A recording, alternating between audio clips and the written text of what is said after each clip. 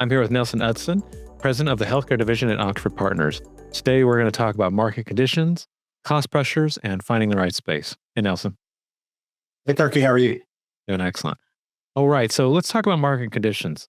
And Nelson, what are you seeing right now in the healthcare real estate market when it comes to available space? So it's really more of a discussion of quality of available space. I think if you looked at the statistics, you would see that there seemingly out of the 30 million square feet of medical office space in the Houston market, you might see an occupancy rate somewhere in the 80s.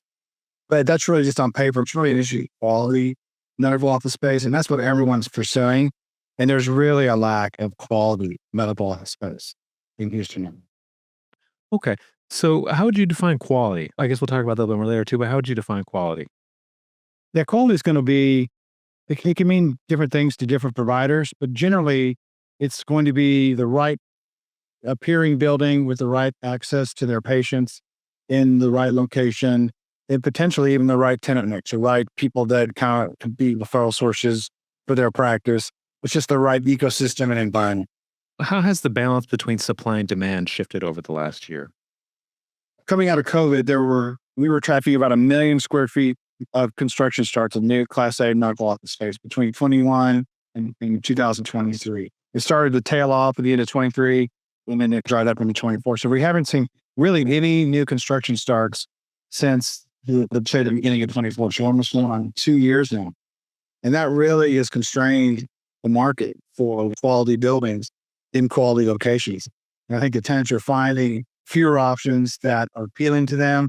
And especially if you don't want to be on a hospital campus, then that could be very challenging. Okay, so let's talk about cost pressures. You mentioned rent and tenant improvement costs have been rising faster than practice revenue. What's been driving that imbalance? So it's a tale of two stories, right? So you've got the majority of the quality office space that we're referring to is owned by the publicly traded healthcare REITs, private equity groups, or investment groups that are focused on healthcare. So they have a super majority on these good assets. The publicly traded REITs have shareholders.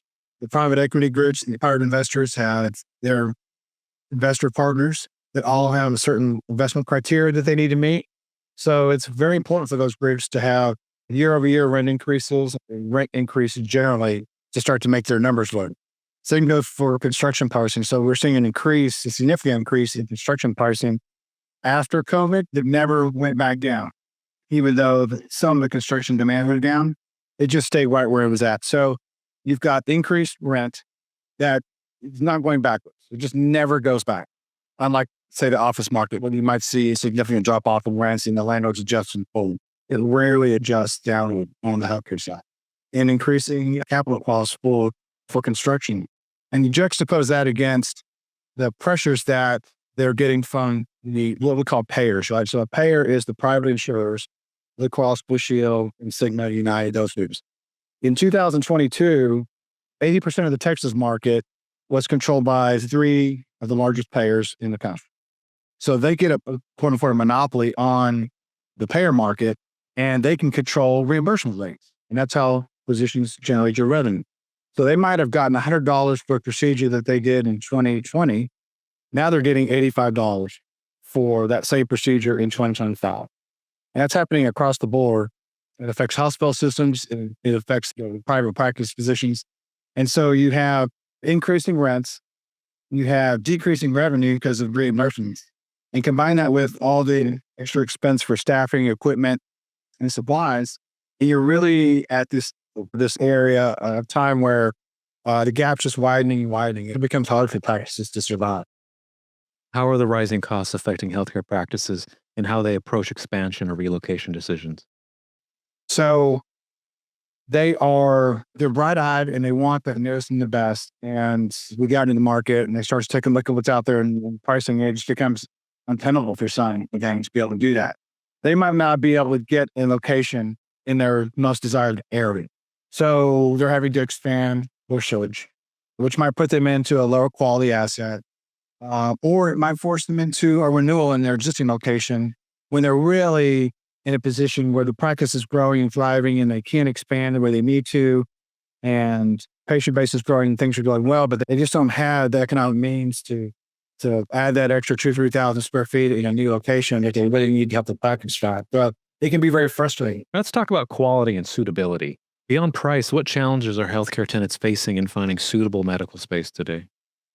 So there's some different types of assets that generally are the most appealing. So you have the on-campus product, but that comes with restrictions. And so that's not suitable for every physician because the hospital will have restrictions in the type of procedures that they can do. And frankly, they can determine the practice that they want on their campus. And it might be they feel like they have enough cardiology or neurology or something. You might want to be on near that campus and there's just no opportunity for you to do that. The open, unrestricted buildings that are attractive are full, right? So you might have one or two vacancies, small vacancies in these buildings, and they just might not be in the size square footage requirement that you need and scratch them off your list because the amount not be fit. And then lastly, there's really a lack of second generation space in these buildings. So much easier to find shelf space condition, which is very costly here in most cases, to build out.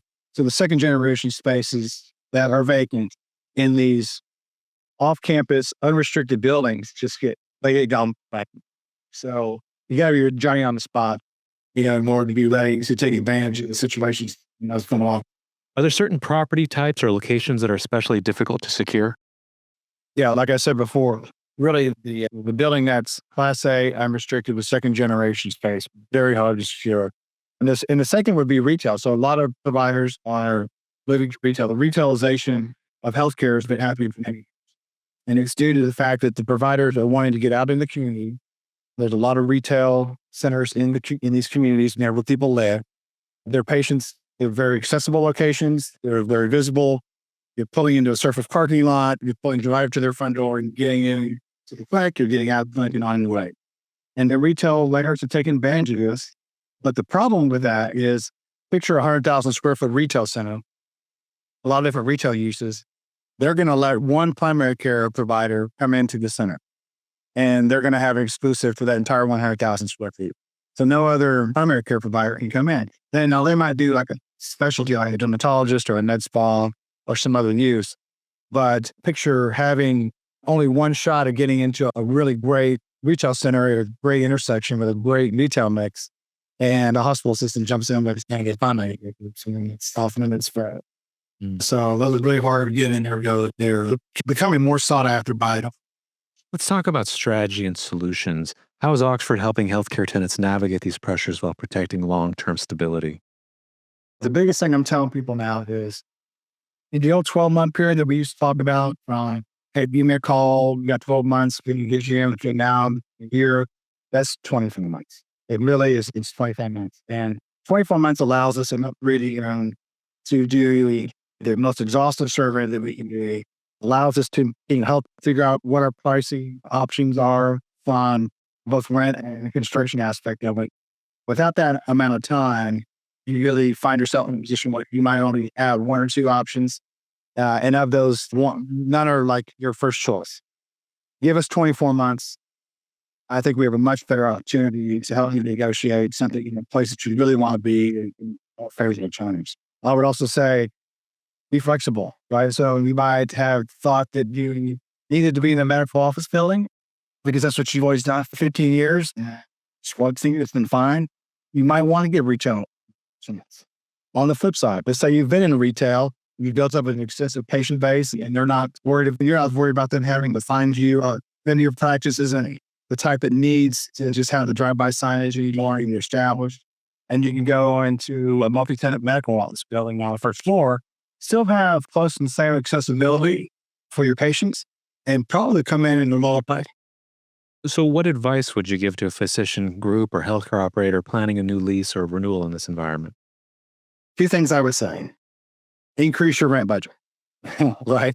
So no matter what you're paying today, we're likely going to be paying more than that on a per foot basis, right? So maybe we can be flexible with the size of the space and we can reduce the space slightly, let it be more efficient and end up the same total occupancy cost from a rent perspective. But the rent's going to be higher than you are accustomed to and that you thought when you entered the process. And the other, be very prepared and to counter stuff. So it's going to be very costly, not just from a disruption standpoint and from the traditional moving expenses. We're talking about the capital required to finish the construction of this space. Very rarely are we seeing these turnkey improvements completed without a doubt in shell space condition. Our clients, money checks for the difference of cost, which I've seen go as high as $100 a square foot to the tenant. And a lot of times they're unprepared. So I'm telling them to stash your cash or have your financing option ready to go so that when that time comes, you're not limiting yourself on opportunities that exist where it's the right space, it's the right rent, and it meets every criteria. But it's a big capital expense you need to carry. Okay, so Nelson, looking ahead, do you see any signs of relief on the horizon? And will this tight market condition continue into next year? I think it's going to continue, unfortunately. Since we only represent tenants, I'd like to say that it's going to loosen up, but I just don't see many the new Class A buildings that are proposed getting off the ground. The pre-leasing thresholds are much like an office, 50% reducing thresholds. We're seeing rents starting in the mid-30s to the low 40s net, which would be the highest threshold I've seen in Houston for any product type. And that's pretty prohibitive for a lot of healthcare providers. These projects we're just stumbling out, like out of the gate. You're just not able to gain the momentum that I think the developers that up they would have. So they're not breaking ground, probably the million square feet behind it should be on new development. That's not purpose-fit. It's available to third-party tenants. If I were to tell you by the end of 26, if you're going to be in the same position you're in, I would tell you it probably might. Okay, so Nelson, that comes to the end of our questions. Do you have any closing insights for healthcare clients? I would just say, Houston's a great place to be right now. Our population growth is one of the top in the entire country. The demand for healthcare services is through the roof. The Texas Medical Center is still the center of the healthcare universe in the United States, the largest medical center in the world. It's an environment where it's very business friendly. You can be here, you can thrive. We need more healthcare providers. We need to take advantage of the opportunities when they appear. And to be able to do that, we need to be out in front of the problems and the issues and the things that you might be thinking about in your practice, whether it be expansion or growth or even deduction or consolidation. All these types of things that you're thinking about need to be way in front of all of that. And I look for Houston up against any major market for desirability, for patient population, and for opportunity for healthcare providers to come in and really have a good impact. How can people reach out to you? You can reach me at my email, which is Udstuen at oxfordcres.com, or at my cell phone number, simply 832-282-7775. Thank you so much for your time today, Nelson. We really appreciate it. Thank you, Cody. I appreciate you.